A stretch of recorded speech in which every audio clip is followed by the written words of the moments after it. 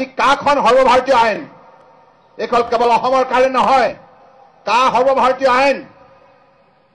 আৰু এইখন আইনত যদি কাৰোবাৰ আপত্তি আছে তেখেতসকলে আদালতলৈ যাব পাৰে।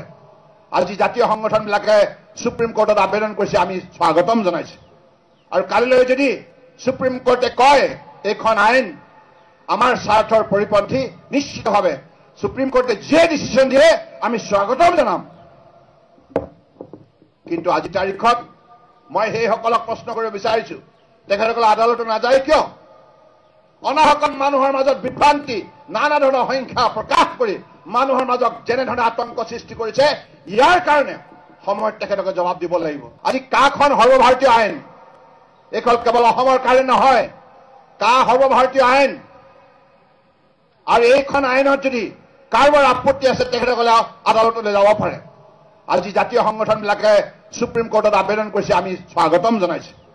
আৰু কালিলৈ যদি সুপ্ৰিম কোৰ্টে কয় এইখন আইন আমাৰ স্বাৰ্থৰ পৰিপন্থী, নিশ্চিতভাৱে সুপ্ৰিম কোৰ্টে যে ডিচিশ্যন দিয়ে আমি স্বাগতম জনাম।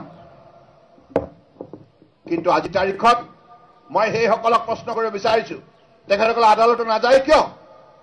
অনাহকন মানুহৰ মাজত বিভ্ৰান্তি, নানা ধৰণৰ সংখ্যা প্ৰকাশ কৰি মানুহৰ মাজত যেনেধৰণে আতংক সৃষ্টি কৰিছে, ইয়াৰ কাৰণে সময়ত তেখেতকে জবাব দিব লাগিব।